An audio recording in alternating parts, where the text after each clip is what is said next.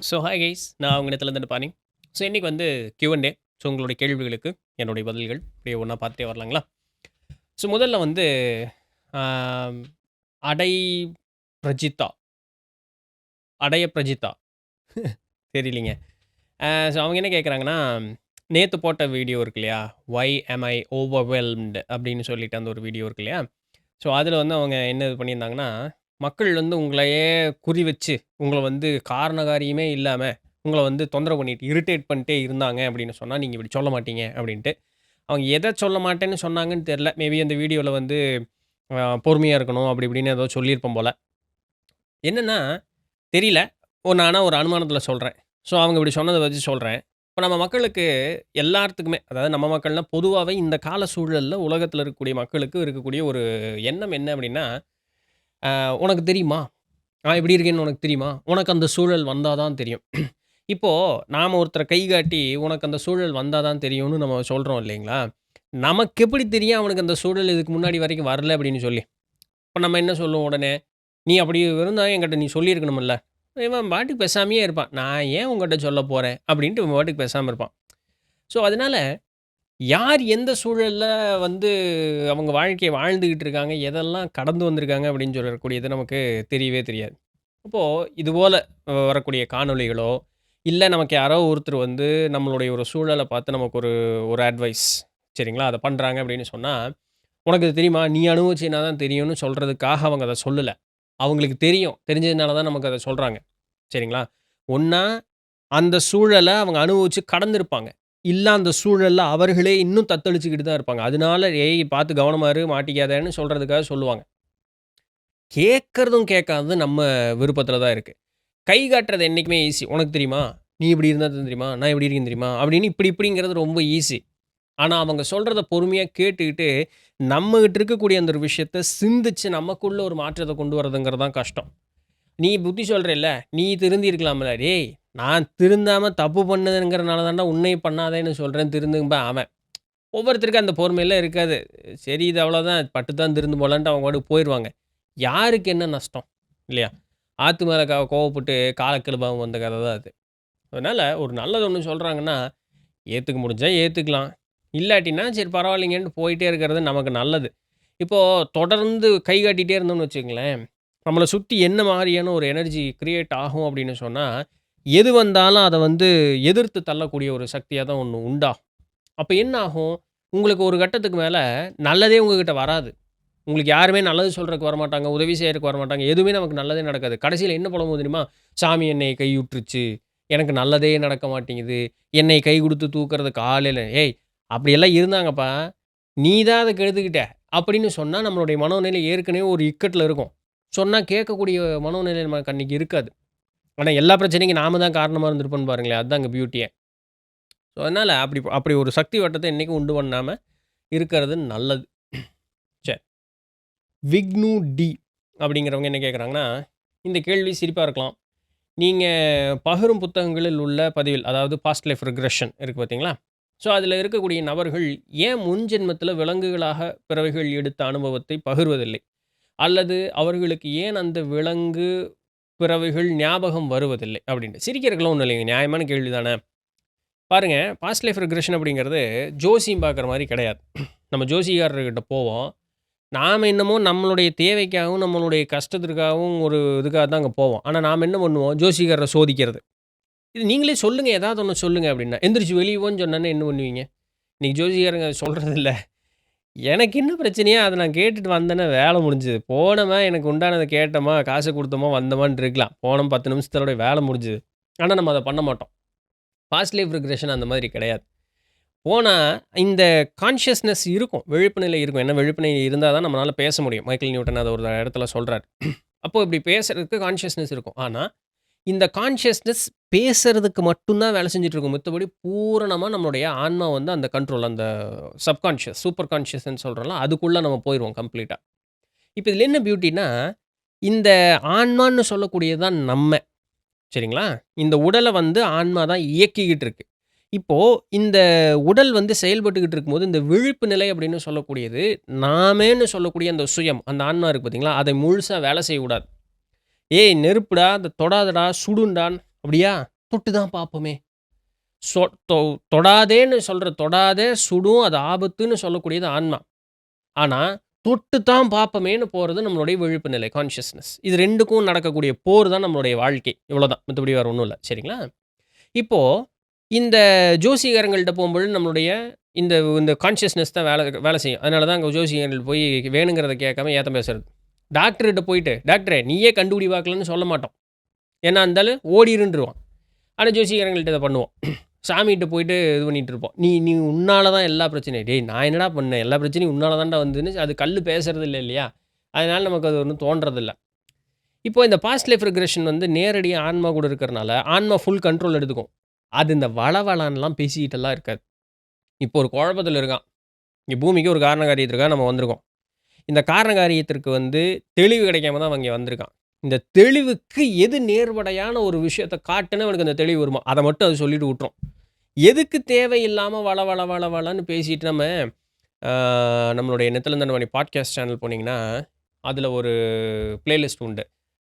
Journey of சோல்ஸ்ன்னு சொல்லிட்டு ஒரு playlist உண்டு. அதில அட்வான்ஸ்டு சோல்ஸ் பத்தி பார்க்கக்கூடிய ஒரு பதிவு வரும். டீஸ் அப்படின்னு சொல்லக்கூடிய ஒருத்தவங்களோடது 70,000 வருஷமா இந்த பூமியில பொறந்துகிட்டு இருக்கிறதா சொல்றாங்க. அந்த ஐஸ் ஏஜ் எல்லாம் இருக்கும்ல. ஸோ அந்த பனிக்காலத்திலிருந்து அவங்க இருக்கிறதாக அந்த குறிப்பு சொல்லுவாங்க. எல்லா ஆன்மா ஞாபகங்களும் வராது. இருந்தாலும் அவங்களுக்கு எப்படிங்க அவ்வளோ வந்ததுன்னு கேட்டா, அவங்க வந்து எதுக்காக போயிருக்க மாட்டாங்க. அவங்களுக்கு எதுவும் ஒரு ஒரு இதுக்காக இல்ல. டாக்டரா கேட்டிருப்பாரு. அவரு கூட ஒரு சும்மா அப்படி ஜாலியா பேசும்பொழுது, இவங்க ஏதோ உயர்நிலை ஆன்மா மாரி இருக்கே. ஒரு ஒரு சிட்டிங் வர்றீங்களா? சும்மா ட்ரை பண்ணி பார்ப்போம்னா, அவங்க ஒரு கியூரியாசிட்டிக்கு போயிருப்பாங்க. அதனால அவங்களுக்கு முன்னாடியிலிருந்து எல்லாமே ஞாபகம் வரும். பிகாஸ் அவங்களுக்கு தேவைங்கிறது ஒண்ணும் இல்ல. இவங்களா கேட்கறாங்க. ஒரு இன்ஃபர்மேஷன் பாஸ் பண்றது மட்டும் தான் அந்த இடத்துல. ஆனா, அதே நூல்ல மித்த எல்லாத்தையோடதும் பார்த்தீங்கன்னா, அவங்களுக்கு இது ஞாபகம் வந்தா போதும். இந்த காட்சிகள் அவர்களுக்கு தெரிந்தால் போதும். இந்த பதில் தெரிந்தால் போதும். ஏன்? இப்போ என்னுடைய சூழலுக்கு விடை அது மட்டும் தான். அத வுட்டு போட்டு, நான் நாயா பொறந்தா என்ன? பூனையா பொறந்தா என்ன? அத பத்தி எனக்கு எந்த கவலையும் கிடையாது பார்த்தீங்களா? நான் என்னமோ மனுஷனா முன் செஞ்ச ஒரு காரியத்தினால தான் அதனுடைய தொடர்ச்சியாக எனக்கு இருக்கு. அப்ப இது எனக்கு தெரிஞ்சா போதுமே. நான் இங்க சரி பண்ணிக்குவேனே. இந்த தொடர்ச்சிய நான் கட் பண்ணணுமே. அதுக்கு எனக்கு இது தெரிஞ்சா போதுமே. அதனால தான் அந்த நாய், பேய், பூனை எல்லாம் வந்து நமக்கு தெரியறதில்ல. ஆன்மா வந்து அத அனுமதிக்கிறதில்ல. அனாவசியமா எதுக்கு வளவளான்னு பேசிக்கிட்டு, செத்து மேல போனேன்னா எல்லாத்தையும் பார்க்கத்தானே போறேன். இப்போ என்னமோ அத மட்டும் பாரு அப்படின்றது ஆன்மா. அவ்வளோதான். மத்தபடி வேற ஒண்ணும் இல்ல. சரிங்களா? ஆல்ரைட். ஆ மஞ்சுளா அவங்க என்ன கேட்குறாங்கன்னா, ஏன் வந்து வடக்கு திசையில நோக்கி நம்ம இந்தியர்கள் வந்து தலை வைத்து படுக்கக்கூடாது அப்படின்னு சொல்றாங்க. இதுக்கு சயின்டிஃபிக்கல் ப்ரூஃப் எல்லாம் எதுவும் இருக்கிற மாரி இல்ல. ஆனா, இந்தியன் ஹிஸ்டரியில இது வந்து இருக்கு. நல்லதில்ல அப்படின்னு சொல்றாங்கல்ல அப்படின்ட்டு. ஆ பாருங்க, இப்போ பூமியினுடைய அந்த காந்த விசை பூமி பூமி இருக்கா? நம்ம பூமியினுடைய மேக்னெட்டிக் வேவ்ஸ் அப்படின்னு அடிச்சு பாருங்களேன். சரிங்களா? பூமியினுடைய காந்த புலன் அப்படின்னு அடிச்சீங்கன்னா, என்னைக்குமே 2 துருவங்கள்ல இருந்து தான் வரும். இப்போ ஒரு பந்து மாரி இப்படி இது பண்ணிக்கங்க. இந்த இது இது இருக்கா? இப்போ இது பூமி இப்படி இருக்குன்னு வச்சுக்குவோம். இது வந்து வட துருவம். இது தென் துருவம். இந்த வட துருவத்திலிருந்து இப்படி தென் துருவத்துக்கு இப்படி வந்துகிட்டு இருக்கும். நாம இன்னைக்கு வந்து சரி நான் ரொம்பலாம் குழப்ப விரும்பல. என்ன இருக்கோ அத நான் சொல்றேன். ரொம்ப சயின்டிஃபிக்கலா பேசினா நார்த் சவுத்தே மாறுச்சுன்னுலாம் வரும். அதெல்லாம் விட்டுருவோம். இப்ப இந்த வட துருவத்திலிருந்து தென் துருவத்த நோக்கி தான் வந்து இந்த காந்த புலன் அப்படிங்கிறது வரும். அப்படின்னா என்ன? இப்படி வரும். இப்படி திரும்பி உள்ள போகும். இப்படி வரும். திருப்பி உள்ள போகும். அப்ப இது ஒரு சர்க்கிளா நடந்துகிட்டே இருக்கும். இப்ப வடதிசை மட்டும் தான் தல வச்சு படுக்கிறதுங்கிறது பிரச்சனை இல்ல. தென் திசை வச்சாலும் பிரச்சனை. ஆனா என்ன? வடக்கு அளவுக்கு அது துன்பத்தை ஏற்படுத்தாது. ஒரு அளவுக்கு பரவாயில்லைங்க அப்படின்னு சொல்லி. ஏன்னா இன்னைக்கு நெறைய பேர் வந்து தெற்கு திசையில நானே தெற்கு திசையில தல வச்சு தான் படுக்கிறேன். படுக்கக்கூடாது. பட் தட் இஸ் ஓகே அப்படிங்கிற மாரி. நம்ம நார்த்தன் ஹெமிஸ்பியர் பூமியினுடைய இந்த ஈக்குவேட்டர்ன்னு சொல்றோம் இல்லையா? மையப்பகுதி. அதற்கு மேல இருக்கும். அப்ப நம்ம நார்த்தன் ஹெமிஸ்பியர்ல இருக்கோம். அப்ப அந்த வட திசையினுடைய அதிகப்படியான ஒரு ஒரு ஈர்ப்புல வந்து நம்ம என்னைக்குமே இருப்போம். இப்படி இழுத்துக்கிட்டு இருக்கோம். இதே ஆஸ்திரேலியா மாரி கீழ இருக்கக்கூடியவங்கலாம் சதர்ன் ஹெமிஸ்பியர்ல இருப்பாங்க. அவங்க தெற்கு திசையில தல வச்சு படுக்கக்கூடாது. அந்த இடத்துக்கு போனீங்கன்னா, சதர்ன் ஹெமிஸ்பியர் போனீங்கன்னா, தெற்கு திசையில தல வச்சு படுக்கக்கூடாது. அதாங்க பியூட்டி. ஆனா இது அவ்வளோ தூரத்துக்கு நம்ம யார் பேசுறோம். நம்ம இந்தியால இருக்கிறனால வடக்குன்னு மட்டும் நம்ம இது பண்ணிக்கிறோம். நம்ம நார்த்தன் ஹெமிஸ்பியர்ல இருக்கோம். இவ்வளோதான் லாஜிக். அப்ப என்ன ஆகும்? இப்ப அந்த இடத்துல படுக்கிறோம்னு வச்சுக்கங்களேன். இப்ப நார்த் என்ன பண்ணும்? இப்ப நம்ம நார்த்ல இருந்து தான் இப்படி சக்தி இழுத்து இப்படி வந்து சவுத்துக்கு போகுதுன்னு பார்த்தோம். இந்த சக்தி ஓட்டத்தின் வழியாகவே அதுவும் இழுக்கக்கூடிய இடத்துல வகையா படுக்கும் பொழுது, நம்மளுடைய மூளை, உடம்பு அதெல்லாம் எப்படி வேலை செய்யுது? மின்காந்த அலைகள்னால தான் நம்மளுடைய உடல் அப்படிங்கிறது வேலை செஞ்சுக்கிட்டு இருக்கு. இது இழுக்கும் பொழுது, இந்த பூமி வந்து எவ்வளோ பெரிய பொருளு. அதிலிருந்து வெளிவரக்கூடிய காந்த புலன்ங்கிறது எவ்வளோ அதிகமா இருக்கும். அத நம்ம உடம்பெல்லாம் தாங்காதுங்க. அதனால இப்படி வந்து அதற்கு நேர்கோட்டிலேயே நீ படுக்காத. உன்னுடைய அந்த புவியீர்ப்பு விசை வந்து ரொம்ப அதிகமா வேலை செய்றனால உடல் வந்து கெட்டு போகும். என்னங்க, இப்ப நானும் தான் படுத்தேன். எனக்கு ஒண்ணும் ஆகலையே. ஒரு நாளெல்லாம் அப்படி ஆகாது. நம்மளுடைய மெக்கானிசம் அவ்வளோ மோசமாலாம் இருக்காது. தொடர்ந்து படுக்க, நீண்ட நாட்கள் தொடர்ந்து அதை செய்ய, நம்மளுடைய உடல் நலம், மனோநலம் முதல்ல மனசு தான் பாதிக்கும். அடுத்தது உடல் நலம் அப்படிங்கிறது பாதிக்கும். கண்ட கனவு வரும், தூக்கம் வராது, ஒரு மாதிரியே இருக்கும். இதுவெல்லாம் சிம்ப்டம்ஸா இருக்கும். நாள் பட்டு படுக்க மனநலம் பாதித்து உடல் நலம் அப்படிங்கிறது பாதிக்கும். சரிங்களா? இத வந்து இந்த அளவுக்கு அறிவியல் ஒத்துக்கிறாங்க. பட்டு நம்ம இந்த உடல்ல சக்தி நிலை இருக்கு. அது இதுல அதெல்லாம் ஒத்துக்க மாட்டோம். அதில அவ்வளோலாம் ஒண்ணும் இல்ல. நம்ம ஆள் சொன்னது இதுதான். ஆனா இவ்வளோ விளக்கமெல்லாம் தரல. "ஏய் படுக்காத, உனக்கு நல்லது இல்ல." அப்படின்ட்டு போயிட்டாங்க நம்ம பாட்டுக்கு. நம்ம பெரியவங்க சொன்னாங்க, கேட்டோனே நாமளும் அத ஃபாலோ பண்ணிட்டு இருக்கோம். அவ்வளோதான். பட் நார்தர்ன் ஹெமிஸ்பியர், சதர்ன் ஹெமிஸ்பியர்ங்கிற கணக்கு எல்லாமே இன்னைக்கு அறிவியல் வந்ததுக்கப்புறம் நமக்கு இது எல்லாமே தெரியுது. அவ்வளோதான். மத்தபடி வேற ஒண்ணும் இல்ல. அப்ப எது பெஸ்ட்டு? என்னைக்குமே கிழக்கு திசை தலை வைத்து படுப்பது உத்தமம். சரிங்களா? அ கிழக்கு, தெற்கு தானே? ஆமா. வடக்கு, தெற்கு, கிழக்கு, மேற்கு. மேற்கு திசையும் நல்லது. பெஸ்ட் ஈஸ்ட்டுங்க. கிழக்கு திசை வந்து இருக்கிறதுலயே பெஸ்ட்டு. அ கிழக்கு, மேற்கு 2ம் ஓகே. உத்தமம். ஒண்ணும் பிரச்சனை இல்ல. முடியாத சூழல்ல இந்தியால இருக்கிற வரைக்கும் நம்ம வந்து தெற்கு திசை, சவுத் சைடு வச்சு தல வச்சு படுத்துக்கலாம். நார்த்த அவாய்ட் பண்ணிக்கிறதுக்கு காரணம் இதனால தான். ஓகே. ஸோ அவங்க என்ன இன்னொன்னு கேட்குறாங்கன்னா, நம்ம யாரையுமே வந்து நம்ம கூட கம்பேர் பண்ணிக்க கூடாது அப்படின்னு சொல்லும் பொழுதும், யாராவது ஒருத்தர் நம்ம முன்னாடி ஒரு ஒரு ஜெயிச்சு காசு பணத்தோட நல்லபடியா இருக்கும் பொழுது, அ ஒரு பொறாமை அப்படிங்கிறது ஒண்ணும் இல்லாம ஒண்ணும் இல்ல. பட்டு அவன் மட்டும் இப்படி நல்லா இருக்கானே! அது எப்படி? அப்படிங்கிற மாரி ஒரு எண்ணம் வருது அப்படின்னு சொல்லிட்டு, இத எப்படி சரி செய்து கொள்வதுன்னு. அது நார்மலான ஒரு ஹியூமன் இதுதாங்க. நானும் தான் கஷ்டப்படுறேன். ஏன் எனக்கு மட்டும் நடக்க மாட்டேங்குது? அப்படின்னு சொல்லக்கூடிய ஒரு எண்ணம் வருவதில தவறு ஒண்ணும் கிடையாது. ஏன் கம்பேர் பண்ணக்கூடாது அப்படின்னு சொல்ல வர்றோம்? அப்படிங்கிறத முதல்ல நம்ம நல்லா புரிஞ்சுக்கணும். இப்போ ஒரு கம்பேரிசன் பண்ணிக்கிட்டே இருக்கோம் அப்படின்னு வச்சுக்கங்களேன், நம்ம வந்து வாழ்க்கையில நம்மகிட்ட நடக்கக்கூடிய நல்லது எல்லாத்தையுமே இழந்துருவோம். அத கண்ணுக்கே தெரியாது நமக்கு. அத கவனிக்க மாட்டோம். விட்டுருவோம். அதனால தான் இந்த கம்பேரிசனுக்கு போயிட்டே இருக்காதேங்கிறது ஒண்ணு. இன்னொன்னு, எல்லா மனிதர்களும் இந்த பூமிக்கு ஒரே நோக்கத்தோட வருவது கிடையாது. ஒரே நோக்கம் தான் என்ன? பிறவா நிலை அடையறதுங்கிறது. ஆனா அதவே எல்லாரும் ஒத்துக்கிறது கிடையாது. அப்போ ஒருத்தருக்கும் தேவைகள் ஒரு மாதிரி இருக்கு. அப்ப அந்த தேவைகள் மட்டும் பூர்த்தியாயிட்டே இருக்கும். ஒருத்தனுக்கு குடிசையில இருக்கிறது தான் அவன் முடிவு பண்ணிட்டு வந்தான்னா, அவன் தலைகீழா நின்னு தண்ணி குடிச்சாலும், அவன் கோடீஸ்வரன் ஆகவே முடியாது. ஆன சூழல் வந்து அவன அந்த குடிசைக்கே இழுத்துக்கிட்டே இருக்கும். அதுக்கு மாத்தி ஏதாவது நடந்தான் அப்படின்னு சொன்னா, அங்க ஒரு துன்பம் ஏற்படும். அவன் மனம் நோகும். தேவையற்ற விஷயங்கள் நடக்கும். அவன் திருப்பியும் பழைய மாரி அந்த குடிசைக்கு வந்துட்டான்னா, அவன் நல்லபடியா இருப்பான், நிம்மதியா இருப்பான். இதே பணக்காரன்னு வச்சுக்கங்களேன், அவன் குடிசையில இருக்கிற வரைக்கும் அவனுக்கு நிம்மதியே இருக்காது. அவன் ஏதாவது ஒரு வழி கண்டுபிடிச்சு அவன் பணக்காரன் ஆயிருவான். அங்க தான் அவனுக்கு நிம்மதி இருக்கும். அப்போ இத நம்ம வந்து ஒத்துக்கொள்றதே கிடையாது. எல்லாரும் பணக்காரன் ஆகணும். எல்லாரும் படிக்கணும். எல்லாரும் நல்ல வேலைக்கு போணும். எப்படிங்க அது நடக்கும்?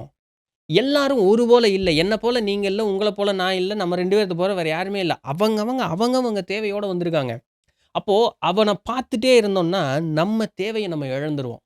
நம்ம தேவை என்னங்கிறதே நமக்கு தெரியாமயே போயிரும் கடைசி வரைக்கும். இப்போ ஒரு ஃபோட்டோகிராஃபர் ஒரு எடுத்துக்காட்டுக்கு சொல்றேன். ஒரு ஃபோட்டோகிராஃபர். அவருக்கு ஃபோட்டோ எடுக்கிறது தான் பயங்கர விருப்பம்.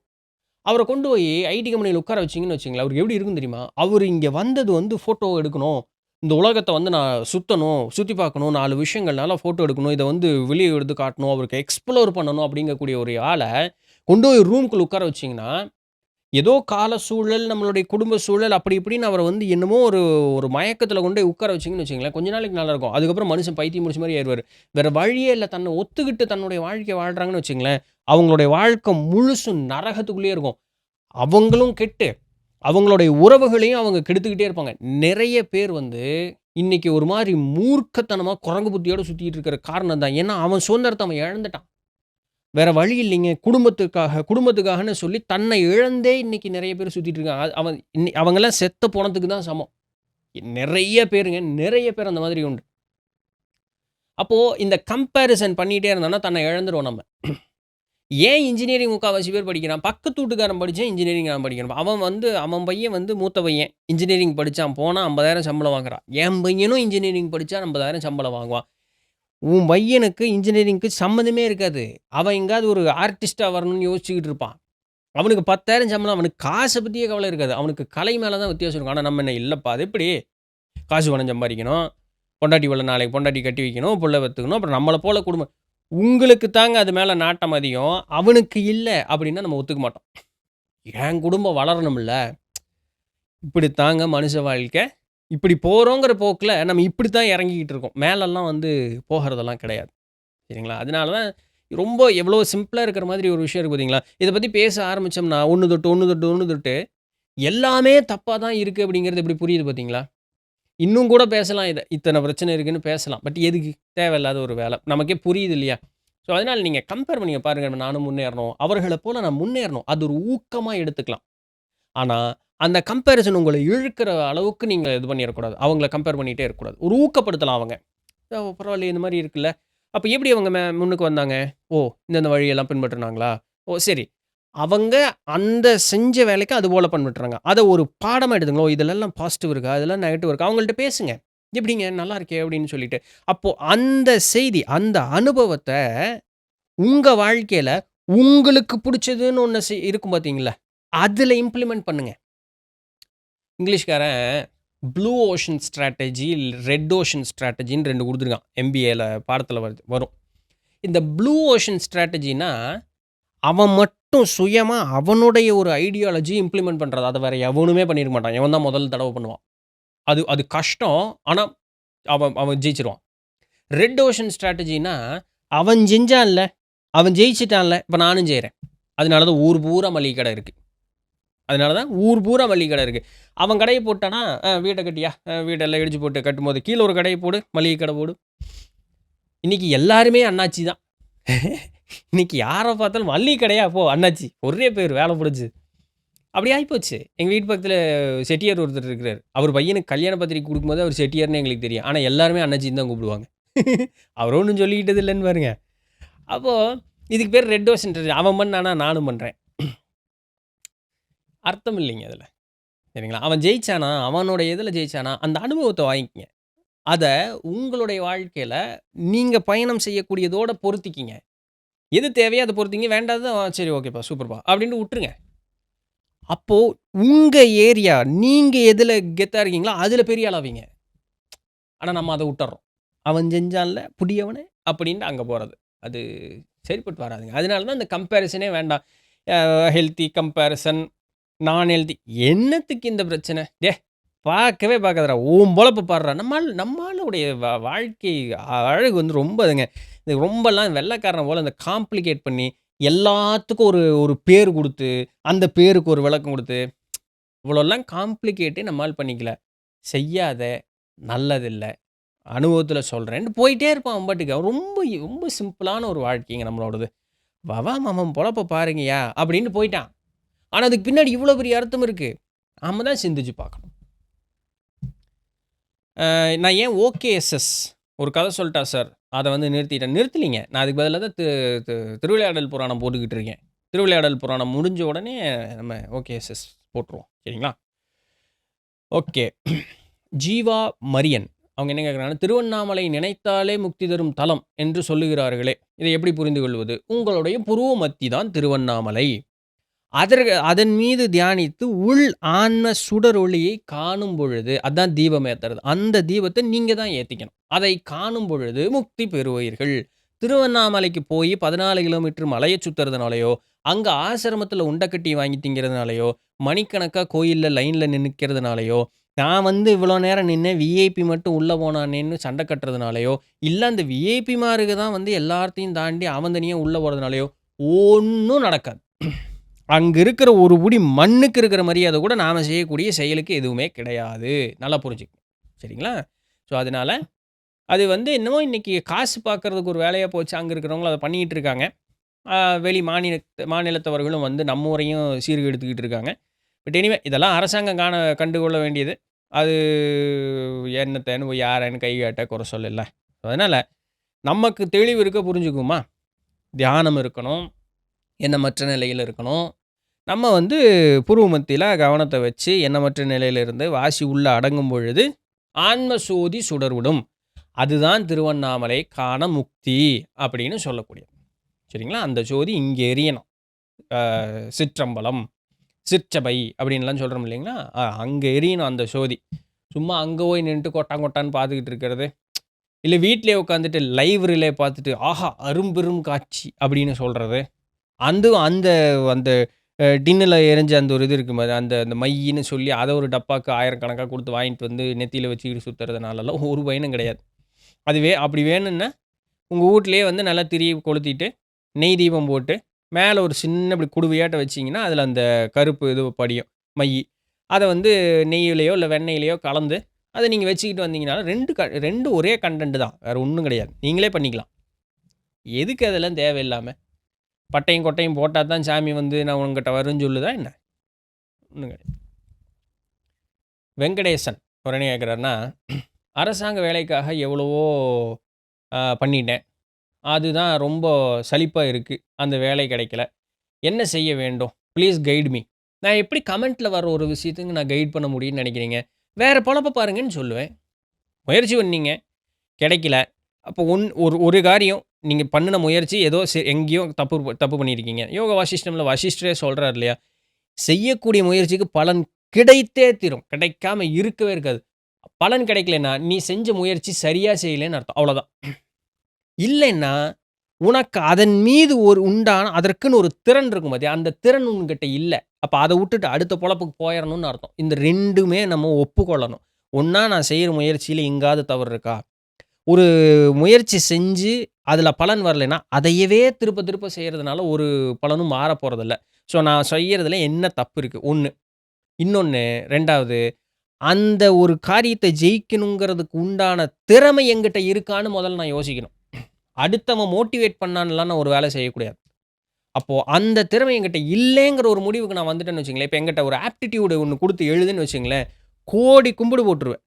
எடுத்துட்டு போயிட்டே இரு. எனக்கு அது பார்த்தா புரியவே புரியாது. அது என்னமோ தெரியல, நான் வாத்தியார் அப்படி சொல்லிக் குடுத்தாங்களோ, இல்ல என் மண்டையில மசாலா அவ்வளோதானான்னு எனக்கு என்னால அந்த ஆப்டிட்யூட் பண்ண முடியாது. இத நான் ஒப்புக்கொண்டுட்டேன். நான் நெறைய கவர்ன்மென்ட் எக்ஸாம்லாம் எழுதியிருக்கேன். ஆப்டிட்யூட் கேட்பான். அதில எனக்கு போயிரும். எனக்கு நல்லா தெரியாதுல எனக்கு போயிரும்ன்னு. ஏன்னா என் மண்டை மூளை அதுக்கு வேலை செய்யாது. நான் வுட்டுட்டேன். அடுத்த போல பார்க்க வந்துட்டேன்ல. அதுதான் புத்திசாலித்தனம். ஏதோ ஒரு 50, 60 வருஷம் இங்க இருக்க போறோமா, அதில போய் கவர்ன்மென்ட் எக்ஸாமுக்குன்னு 30 வயசு தொலைச்சு போட்டு, 31வது வயசுல நான் வேற எதுமாவது பார்க்கணுமேன்னு வாழ்க்கையினுடைய வெறுப்புல போறது முட்டாள்தனம். அடுத்த 30 வருஷத்துல செத்து போயிருவான். இப்ப எப்ப கல்யாணம் பண்றது? எப்ப குழந்தை பெத்துக்கிறது? இல்லையா? உலகத்த அப்புறம் அழிக்கணும்ல, அப்புறம் கூட்டத்த சேர்க்கணும்ல. அத எப்ப பண்றது? அந்த கடமைய எப்ப பண்றது? ஸோ, அதனால முன்ன சொன்னத மனசுல வச்சுக்கங்க. செய்யற வேலை சரியில்லைன்னா, சரி செய்யறதுக்கு வழி பாருங்க. இல்ல அதற்கு உண்டான திறமை என்கிட்ட இல்லைன்னா, அடுத்த வேலைய பார்க்கறக்கு போயிருங்க. உங்க திறமை எங்க இருக்கோ அங்க போயிருங்க. அதான் புத்திசாலித்தனம். த குயின் ஆஃப் ஃப்ரேம்ஸ் அவங்க என்ன கேட்குறாங்கன்னா, வள்ளலார் கரிசலாங்கண்ணி முக்தி கிடைக்க உதவும் அப்படின்னு சொல்லியிருக்கார்ல. அது என்னது? கரிசலாங்கண்ணியை சாப்பிடும் பொழுது நம்மளுடைய கவம் அப்படின்னு சொல்லக்கூடியது தொண்டையில, தலையில இருக்கக்கூடிய கவத்தை நீக்க முடியும். எதிர்ப்பு சக்தி அதிகம். ஸோ இந்த மாரி காரண காரியங்கள் அப்படிங்கிறது உண்டு. அப்ப நான் வந்து டெய்லியும் வந்து கரிசலாங்கண்ணி கீரைய வந்து சமைச்சு சாப்பிட்டா சரியா போயிருமான்னா, அப்படி கிடையாது. அதை மருந்து முறையாக பயன்படுத்தணும். அது மருந்தாக மாத்தி பயன்படுத்தணும். சரிங்களா? ஸோ அது கற்ப மருந்தாக மாத்துவது சித்த பெருமக்களினுடைய இதில இருக்கு. வழலை நீக்குதல் அப்படின்னு சொல்லக்கூடிய ஒரு முறை இருக்கு. அந்த முறைக்கு மீறி கரிசலாங்கண்ணி கற்பம், கரிசாலை கற்பம் போகர் 7000த்துல முதற்காண்டத்துல எழுதுறார். கரிசாலை கற்பம் இருக்கு. கரிசாலையாதி பஞ்சகற்பம்னு இருக்கு. அதெல்லாம் நம்மளால சாப்பிட முடியாது. முயற்சி பண்ணணும்னு அந்த அந்த எண்ணத்துக்கே அங்க போகாதீங்க. ஆஹா! சாப்பிட்டா நம்ம வந்து இளமை ததும்போ அப்படி வாழலாம். அதுக்கு முதல்ல நாம சித்தர் போல இருக்கணும். நான் என்ன போல தான் இருப்பேன். ஆனா சித்தர் பெருமக்களுக்கு இருக்கக்கூடிய சக்தி எல்லாம் எனக்கு இருக்கணும். அப்படிங்கிறது அது பேராசை இல்ல. அது அறியாமை. சரிங்களா? பேராசை கூட ஒரு நேரத்தில நம்மள காப்பாத்திரும். பேராசை தான் அழிக்கும்னு சொல்றோம். அது கூட ஒரு நேரத்தில நம்மள காப்பாத்திரும். அறியாமை தன்ன தானே குழி நோண்ட வச்சு, நாமளே போய் படுத்து, நாமளே மண்ண நம்ம மேல போட்டுக்கிறதுக்கு தான் அறியாமைங்கிறதுக்கு சமம். அந்த மாரி காரியத்த பண்ணக்கூடாது. சரிங்களா? ஸோ கரிசாலை நமக்கு வந்து முக்தி அடைய உதவும்னு சொன்னா, அதற்கு பல வழி இருக்கு. வழலி நீக்குதல் வள்ளலார் முறை பின்பற்றக்கூடியவர்கள்ட்ட சென்றீங்க அப்படின்னு சொன்னா, அவர்கள் அத வந்து சொல்லித் தருவாங்க. அது வேணா முயற்சி செய்து பாருங்க. உங்க உடலுக்கு அது ஒவ்வுமா, ஒவ்வாதாங்கிறத பத்தி எனக்கு தெரியாது. வள்ளலார் சொன்னார், சித்த பெருமக்கள் எல்லாருமே சொல்லியிருக்கிறாங்க. வாழலை வாங்குதல்ங்கிறத பத்தி, அது கரிசாலை எப்படி பயன்படுத்தணும், நெய்யோட பயன்படுத்தணும்னு சொன்னா. ஆனா, அது என் உடம்பு தாங்குமா? அப்படிங்கிறது எனக்கு தெரியாது. அது நீங்க போய் யாராவது ஒருத்தர் உங்களுக்கு சொல்லி தரேன்னு சொல்றாரு இல்லையா? அவர் உங்களுக்கு டெஸ்ட் பண்ண சொல்லுங்க. அவர் எப்படி டெஸ்ட் பண்ணுவாரோ பண்ணட்டும். பண்ணிட்டு அவர் ஓகே சொன்னாருன்னா, செய்யுங்க. அப்படியெல்லாம் இல்லைங்க. யார் வேணாலும் பண்ணலான்னு சொன்னா, உங்களுக்கு தைரியம் இருக்குன்னா பண்ணுங்க. அத பத்தி அந்த கமெண்ட்டுக்கு நான் வரவே இல்ல. ஆனா, அந்த முறையில வாழலை வாங்கலாம். சரிங்களா? அதற்கு பிறகு அதை கற்பமாக்கி உண்ணணும். Which practically we cannot. அதனால அத பத்தி பேசி பயன் இல்லை. அது உட்டுருவோம். சரிங்களா? அ அகத்தியர் நாடி ஜோதிடத்த பத்தி எக்ஸ்ப்ளைன் பண்ணுங்கன்னா, எனக்கு தெரியலைங்க. கைரேகை வாங்குறாங்க, ஓலைச்சுவடி படிக்கிறாங்க, பேர் முதல் கொண்டு அப்பா, அம்மா பேர்லேருந்து எல்லாத்தையும் சொல்றாங்க. முன்ன அது நடக்குது, பின்ன அது நடக்குதுன்னு எல்லாம் சொல்றாங்க. நான் போனேன். எனக்கு பெருசா அது ஒண்ணும் நடந்த போல காணோம். ஆனா நெறைய பேரு அது போயிருக்காங்க, நடந்ததுன்னு சொல்றவர்கள் உண்டு. வெள்ளைக்கார அம்மாக்கள்லாம் வந்து நாடி ஜோசியம் பார்த்து அது நடந்ததாகலாம் YouTubeலலாம் வீடியோஸ் எல்லாம் இருக்கு. ஸோ ஒருத்தருக்கு வேலை செய்யுது, ஒருத்தருக்கு வேலை செய்யல. ஆ முன்ன வந்து ஒரு காலத்தில எப்படி அடுத்து வரக்கூடியவர்கள் எழுதலாம் அப்படின்னு கேட்டா, வாய்ப்பு உண்டுன்னு பெரியவர்கள் சொல்லுகிறார்கள். கணித முறையில இதுபோல இருக்கக்கூடிய இந்த ஒரு ஒரு இந்த இந்த அடிப்படையில இப்படி வந்துகிட்டே இருந்தேன் அப்படின்னு சொன்னா, இதுக்கப்புறம் இதுதான் நடக்கும். இதுக்கப்புறம் இதுதான் நடக்கும். இதுக்கப்புறம் இதுதான் நடக்கும்னு ப்ரீ டிஃபைன்டா அவர்கள்னால கணிக்க முடிஞ்சிருக்கு. அத செய்திருக்கிறாங்க. எப்படி செஞ்சாங்கன்னு கேட்டா எனக்கு தெரியல. ஏன்னா, அதற்குண்டான வித்தை இன்னைக்கு நம்மகிட்ட இல்ல. அது அழிஞ்சு மண்ண மண்ண தின்னுட்டோம் நம்ம. சரிங்களா? அதனால எப்படி செஞ்சாங்கன்னு தெரியாது. ஆனா செஞ்சு வச்சிருக்காங்க.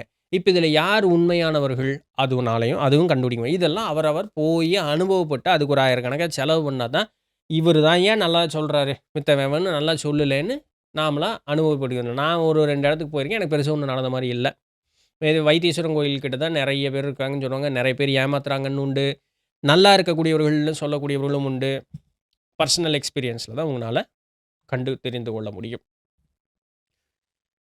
சுதா, சு அவங்க என்ன கேட்குறாங்கன்னா, நம்ம சேனல வந்து எப்பவுமே பார்த்துக்கிட்டே இருக்காங்களாம். போர் அடிக்காம நெறைய விஷயம் சொல்றேனாம். உங்க சேனல் வந்து இங்கிலீஷ்லயும் காட்டுது அப்படிங்கிறது நல்லாயிருக்கு அப்படிங்கிற மாரியும் சொல்றாங்க. உங்க சேனல தவிர வேற எதுவுமே பார்க்கறக்கு இன்ட்ரெஸ்ட் வரல. இது வந்து ஒரு சுழற்சிக்குள்ள சிக்குன மாரி ஆயிப்போச்சு. இதுலேருந்து நான் எப்படி தப்பிக்கிறதுன்னு. ஒண்ணும் கவலைப்படாதீங்க. பொறுமையா பார்த்துக்கிட்டே இருங்க. ஒரு கட்டத்தில உங்களுக்கு தேவையானது இந்த சேனல்லேருந்து கிடைச்சிருச்சுன்னு சொன்னா, நீங்களே ஆட்டோமேட்டிக்கா இதிலேருந்து வெளிய போயிருவீங்க. இப்போ 3,50,000 பேர் இருக்காங்களா? 3,50,000 பேருமா வீடியோ பார்த்துக்கிட்டு இருக்காங்க? அது ஒண்ணும் கிடையாது. அவங்களுக்கு எப்ப தேவையோ அந்த நேரத்துக்கு உள்ள வருவாங்க. அது அது இல்லன்னா அவங்க பாட்டுக்கு வுட்டுட்டு போயிட்டே இருப்பாங்க. 3,50,000 பேத்துல சில 1000 பேர் தானே பார்க்குறாங்க. இல்லைங்களா? அது அது அது மாரி தான். உங்களுக்கு எப்போ உங்களுடைய தேவை அப்படிங்கிறது முடியுதோ, அதற்கப்புறம் நீங்க சந்தாதாரர், சப்ஸ்கிரைபரா மட்டும் இருப்பீங்க. வீடியோ பார்க்க மாட்டீங்க. அது வந்து இயற்கையான ஒரு விஷயம் தான். அது ஒண்ணும் பெருசா நீங்க உங்கள போட்டு காம்ப்ளிகேட் பண்ணிக்கணும் அப்படிங்கிற அளவுக்கு இது ஒண்ணும் பெரிய இதெல்லாம் இல்ல. தானா நீங்களா வந்தீங்க. நீங்களாவே வெளிய போயிருவீங்க. எப்படி நம்ம ஆட்கள் சொல்லுவாங்கல்ல, இந்த பொண்டாட்டிமார்கள் சொன்ன பாதியில வந்தா பாதியிலேயே போயிட்டு அந்த மாரின்னு வச்சுக்கங்களேன். So yeah! ஸோ அதனால அத ஒண்ணும் பெருசா ஒண்ணும் நீங்க போட்டு குழப்பிக்கணும்னு அவசியம் இல்ல. உங்க தேவை முடியும் பொழுது, அண்டம் உங்களுக்கு வேற ஏதாவது ஒரு இடத்திற்கு வழிகாட்டும். உங்களுடைய தேவை, ஆசைங்கிறது வேற எங்கேயாவது போச்சுன்னா, அதற்குண்டான இடத்த வழிகாட்டி நீங்க அங்க போயிருவீங்க. அவ்வளோதான். ஸோ லூப் தானாவே பிரேக் ஆயிரும். எஸ். All right. ஸோ இதான் இன்னைக்கு உண்டான கேள்விகளும், அதற்குண்டான பதில்களும். புடிச்சிருந்திருக்கும், இன்ஃபர்மேட்டிவா இருந்திருக்கும் அப்படின்னு நம்புறேன். நாளைக்கு வேற ஏதாவது ஒரு சுவாரஸ்யமான செய்தியில சந்திப்போம். அதுவரையும் தொடர்ந்து இணைந்திருங்கள். நான் உங்க இடத்துல நன்றி.